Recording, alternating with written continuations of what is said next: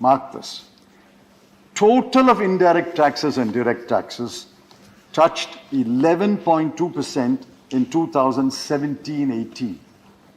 This year, it is 10.8%, and next year, it will come down to 10.7%.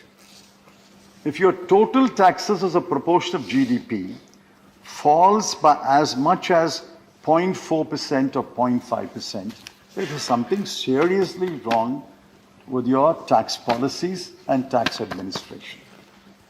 Taxes as a proportion of GDP are low in India, comparable to other developed countries and other emerging economies.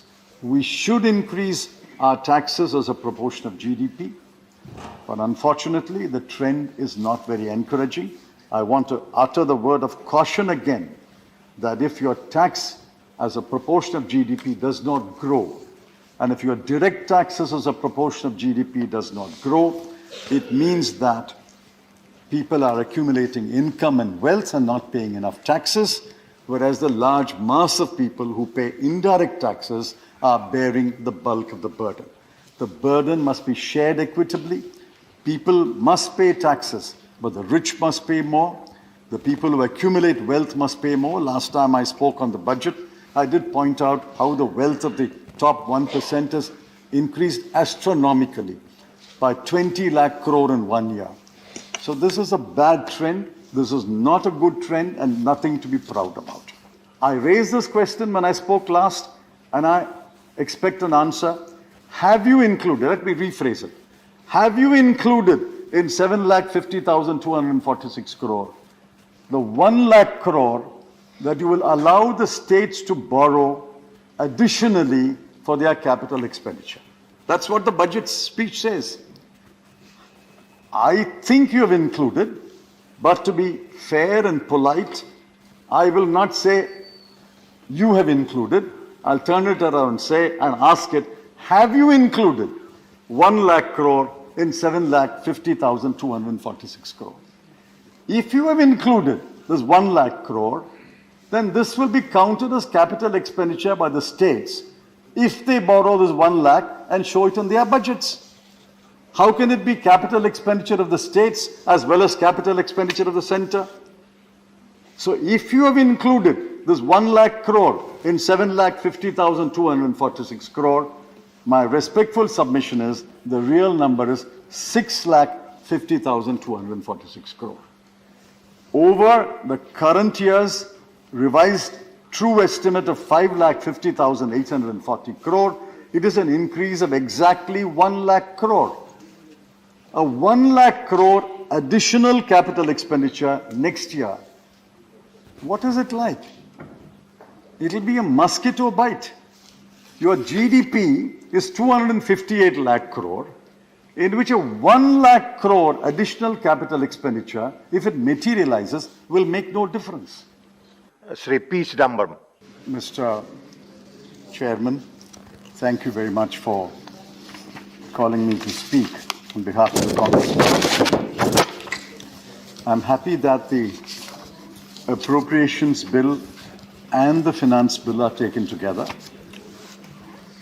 I believe it gives us a fairly wide canvas to speak on the economic and financial situation of the country. On the Finance Bill, I have a few points, and I'll be very brief on each point, knowing that I have very few minutes left.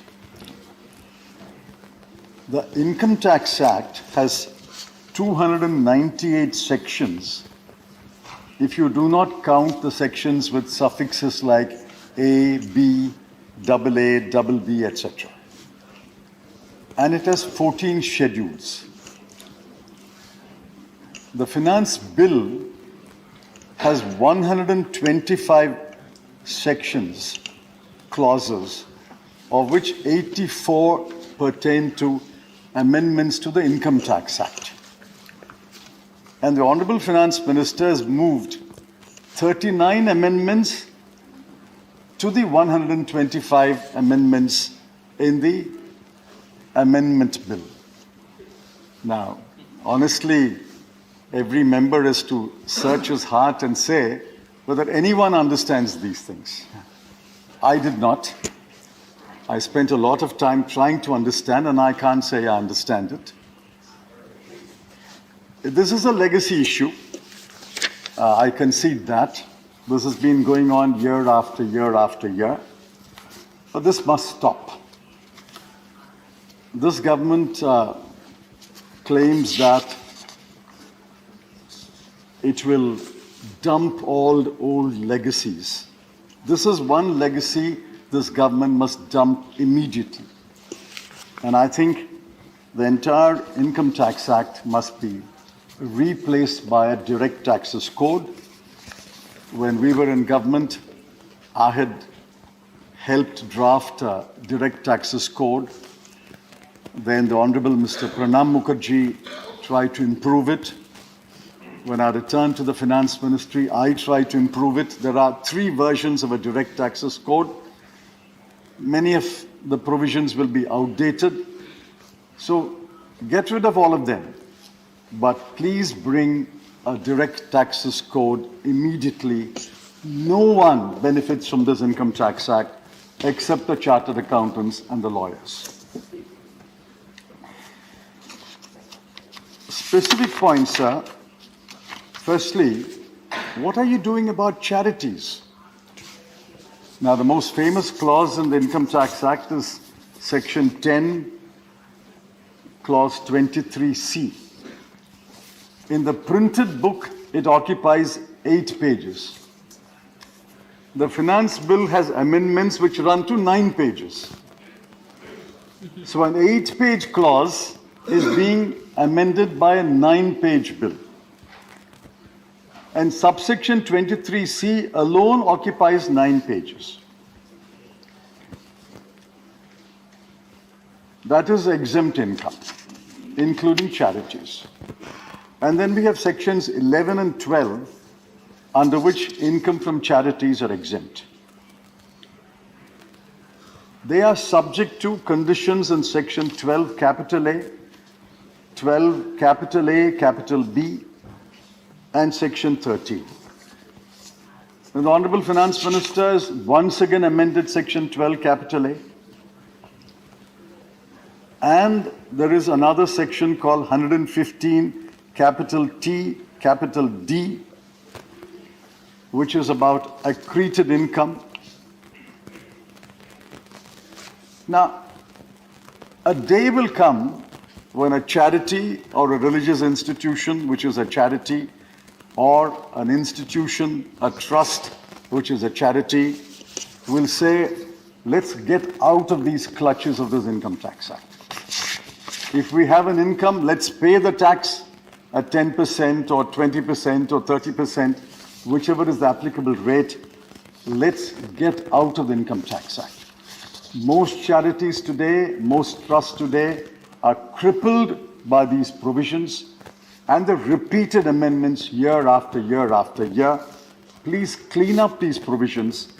If you believe that charities and trusts have a place in this country, let them function with a reasonable degree of independence and light regulation. This is no way to encourage charities and trusts.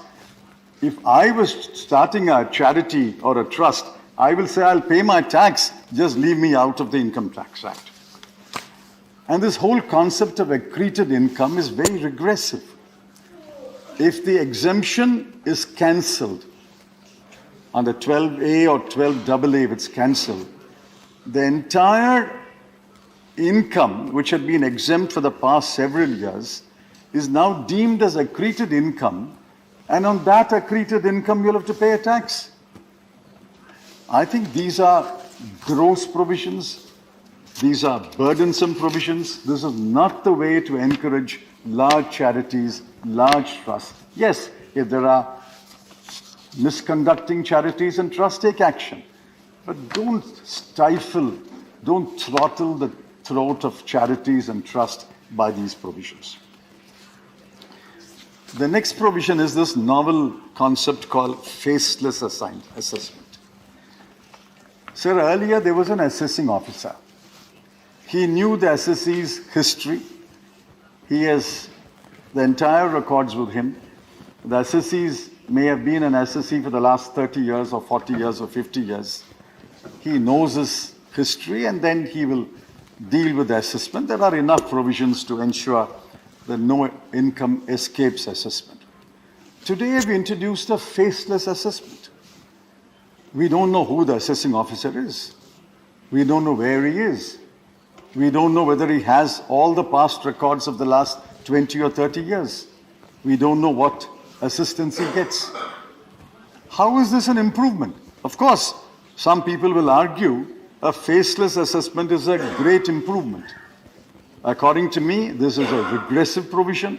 Numerous people have complained to me that this faceless assessment has put them through enormous hardship because we don't even know who's hearing the matter, who's deciding the matter, what records he has. The amusing part is the National Faceless Assessment Center has 3 units. There is an assessment unit, there is a technical unit, there is a verification unit. I ask honorable members, if you have the time and the inclination, go through those provisions. By the time an assessment is completed, if there are queries, submissions, clarifications, it will go from unit to unit to unit. From faceless center to the assessment unit, back to the faceless center, to the technical unit, back to the faceless center, to the verification unit, back to the faceless center, back to this faceless assessing officer. This is completely regressive. I'm sure sooner than later, the Honorable Finance Minister will recognize that this is not a progressive step, this is not a liberal step, and this is causing huge hardship to SSE. The next provision I want to draw the Honorable Finance Minister's attention is Section 149(1)(b). Now, this is the time for reopening assessments. Earlier, the time limit was 4 years, but the assessing officer had 6 years under certain circumstances. Now, last year, the finance bill reduced the second part to 3 years. 2 years and 3 years. You have to open it within 3 years, but you can open it beyond 3 years under certain circumstances. It was a great relief to a lot of people because past assessments will not be reopened beyond 3 years. But this year, somebody in the CBDT decided that we should tighten this. I don't know if it escaped the scrutiny of all the board members of the CBDT. Today you have said it will be opened beyond 3 years and reopened up to 10 years if the income that has escaped assessment is in the form of an asset, or is it in the form of an expenditure related to an occasion, or is it relatable to an entry in the books?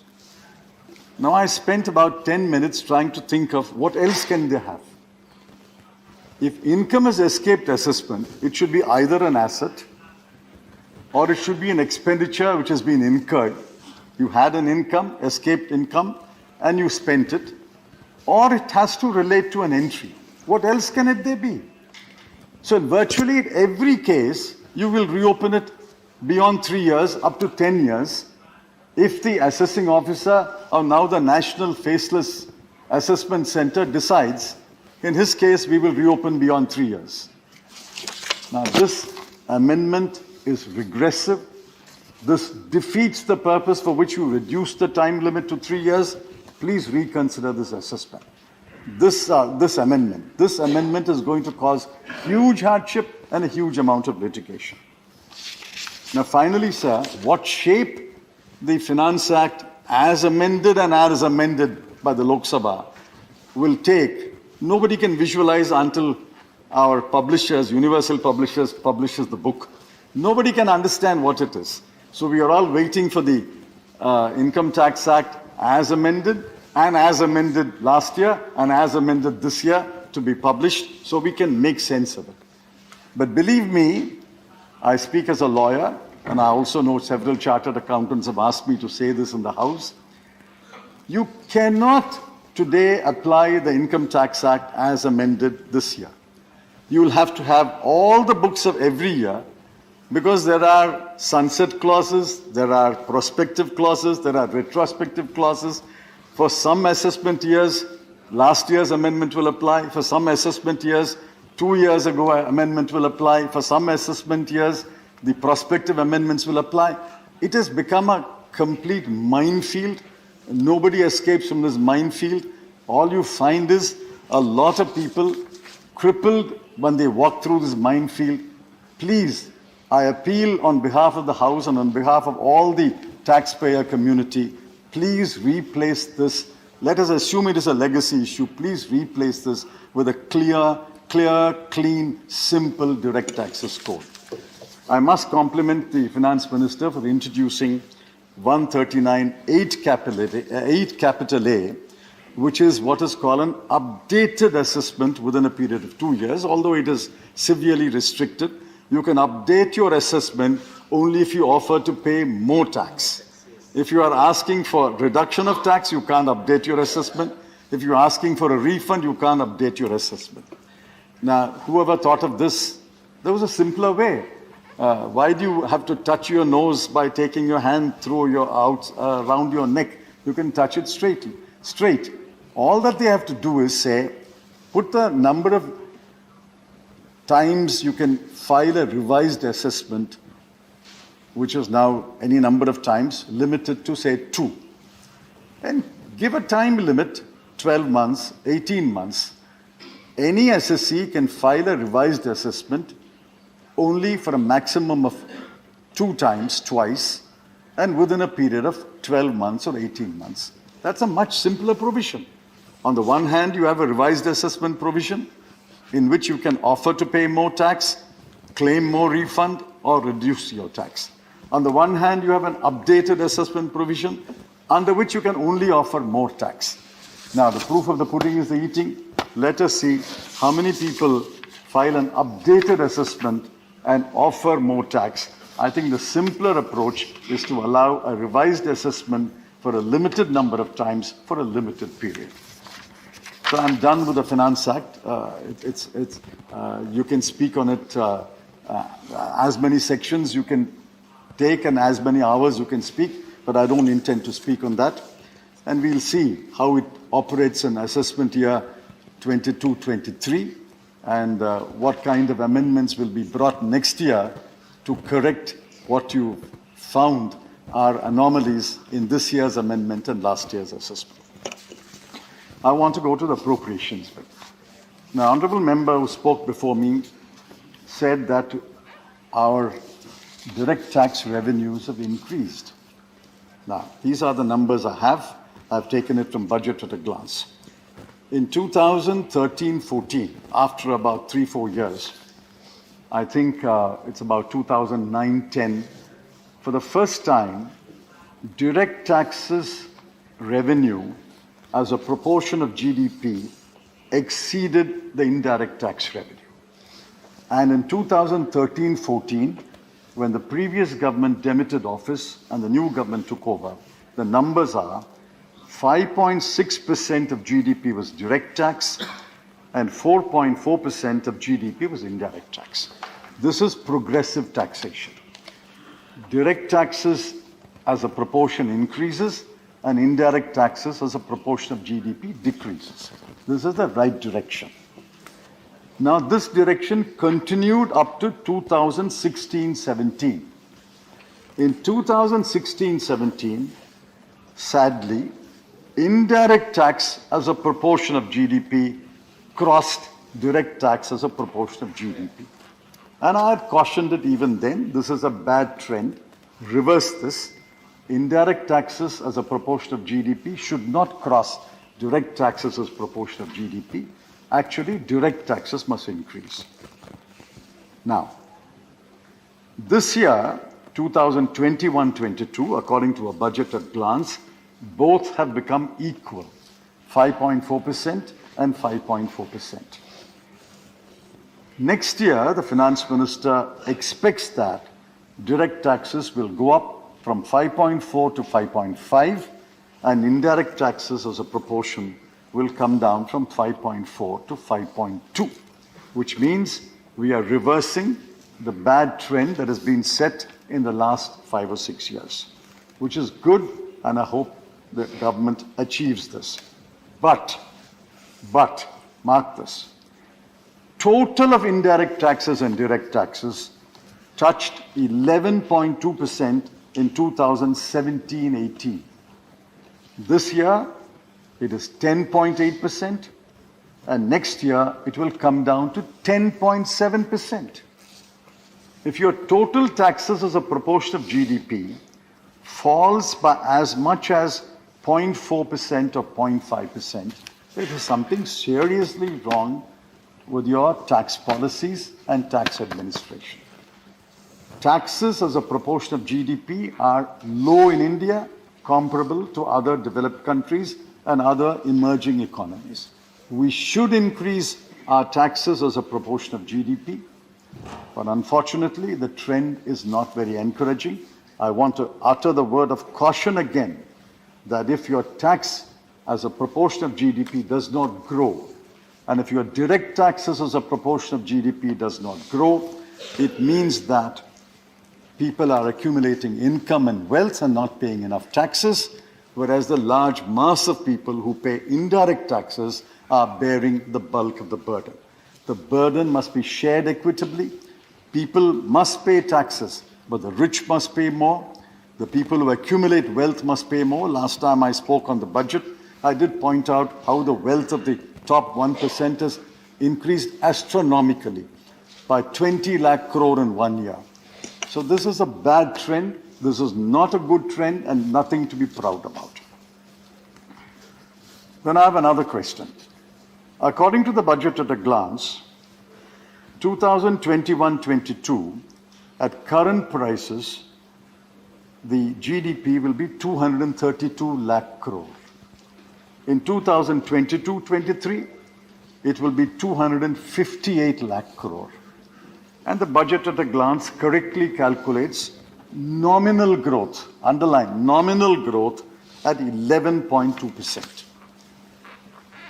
Now, I want to ask the Honorable Finance Minister, does this estimate of 11.2% growth, which was made on the 1st of February 2022, have you had an opportunity to review it? There is now the Ukraine war. Supply chains have been choked.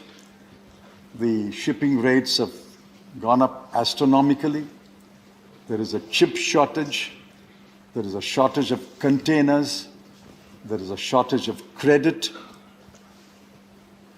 World trade will be affected.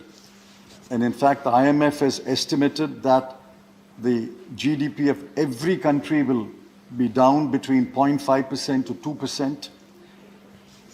Now, given all these developments in the last 8 weeks, are you still confident your nominal GDP will indeed grow by 11.2%?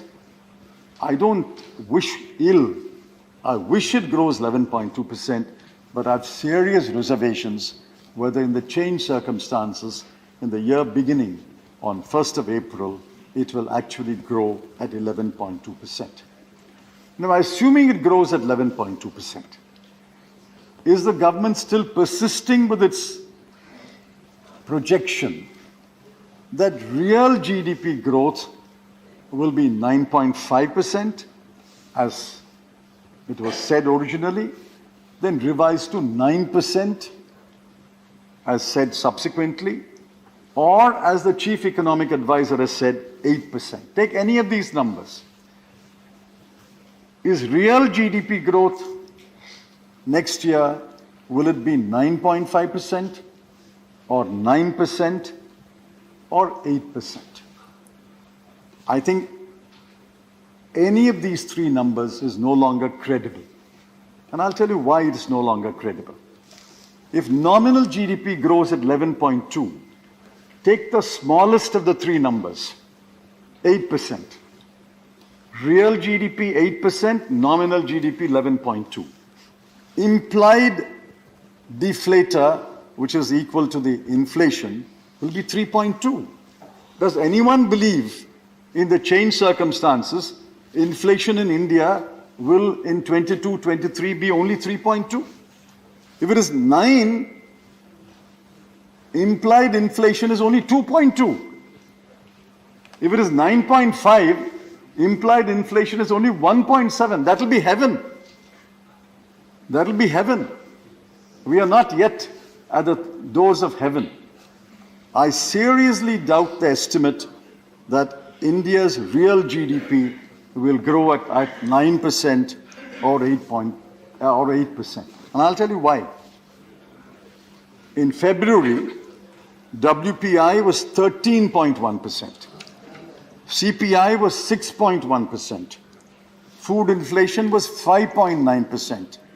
Manufacturing inflation was 9.8%. And fuel and light inflation, before these 5 days of increase in petrol and diesel prices, was already 8.7%. If food inflation, manufacturing inflation, fuel and light inflation are all close to 6% and above, and if CPI is over 6% and WPI is over 13%, how do you say with a straight face that inflation next year will be about 2 to 3%? These numbers are no longer credible, and I would urge the Honorable Finance Minister, it's not her fault that there is a war in Ukraine, but you must reassess. You must be resilient, you must be nimble, and reassess these growth projection figures and tell us, not today, tell us sometime, tell Parliament, what are the more realistic numbers of nominal growth and real growth. The final point is, I heard the Honorable Finance Minister emphasize once again in the Lok Sabha that this government believes that government capital expenditure will be a main driver of growth. I wish them well. But let's look at the numbers. The numbers are not inspiring. The rhetoric is inspiring, but the numbers are not inspiring. Let me tell you the numbers. In 2021-22, central government capital expenditure in the BE was 5,54,236 crore. In the revised estimate, it was shown as 6,02,711 crore, but actually that's not the correct number, because there is a small print footnote. The footnote says 51,971 crore was repayment of debt for Air India. That's not capital expenditure. By no method of accounting is a repayment of debt capital expenditure. You deduct that 51,971. The revised estimate of capital expenditure is therefore 5,50,840 crore. The BE was 5,54,000 crore. The revised estimate was 5,50,000 crore. So actually in the year that is coming to an end on 31st March, you spent 4,000 crore less than what you had estimated. Now, this was a difficult year, and there are many reasons why government capital expenditure never achieves the target that the finance minister or the prime minister or the cabinet decide. There are so many bottlenecks in government expenditure, so many levels of decision making, so much paperwork, and so much hesitancy in clearing projects, be that as it may. For next year, the Honorable Finance Minister has projected a capital expenditure of 7,50,246 crore. We were all very impressed when she read out that number. And she claimed that it is a point to point, it's an increase of 35%. Of course, that proportion is wrong. Whether we apply to the BE of this year or the RE of this year, that proportion is wrong, but I won't get into the arithmetic. The 7,50,246 crore is not a correct number.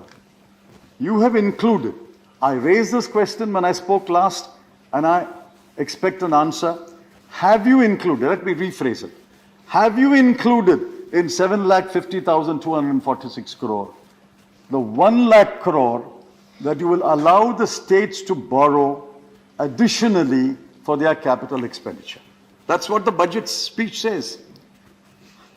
I think you have included, but to be fair and polite, I will not say you have included, I'll turn it around and say and ask it, have you included 1 lakh crore in 7,50,246 crore? If you have included this 1 lakh crore, then this will be counted as capital expenditure by the states if they borrow this 1 lakh and show it in their budgets. How can it be capital expenditure of the states as well as capital expenditure of the center? So if you have included this 1 lakh crore in 7,50,246 crore, my respectful submission is the real number is 6,50,246 crore. Over the current year's revised true estimate of 5,50,840 crore, it is an increase of exactly 1 lakh crore. A 1 lakh crore additional capital expenditure next year. What is it like? It'll be a mosquito bite. Your GDP is 258 lakh crore, in which a 1 lakh crore additional capital expenditure, if it materializes, will make no difference. I'm not saying you should not spend the 1 lakh crore. Please spend this additional 1 lakh crore. But this cannot be the driver of growth. The driver of growth can only be if private investment is the main driver. Household savings, people's savings, channelized into private investment can only be the true driver of economic growth. Government capital expenditure can supplement private capital expenditure, but unless private capital expenditure is stimulated, triggered, boosted, this will not make a difference. In fact, if the GDP, your government capital expenditure is barely 2.52%. 2.52% won't make a difference. We need a much larger investment that can only come from private investment, and private investment can only come if there are private savings, household savings channelized into investment. I want to ask the government finally, have you lost faith in private investors? Or are private investors lost faith in investment in India? They are investing abroad. So somehow there is a lack of faith. Either private investors have lost faith in investing in India, or the government has lost faith in the private investor that they will invest in India. Please go into it. This will not give you the kind of growth we need. We need high growth. I'm cautioning the government once again, respectfully. You will not get 8%, you will not get 9%, you will not get 9.5%. The world is going through a churning. IMF has lowered everybody's growth rate by 0.5 to 2.5. I think we must settle for a lower growth, but we must achieve that lower growth. That lower growth can only be achieved if you encourage private savings, household savings, and find ways to channelize that into private investment. I'm afraid the year ahead is a difficult year. I wish the government well. I wish the Honorable Finance Minister well. But it is a difficult year, and it's better be forewarned that it will be a difficult year. It requires sound tax policies, sound financial management, and sound economic management. I wish the government well. Thank you.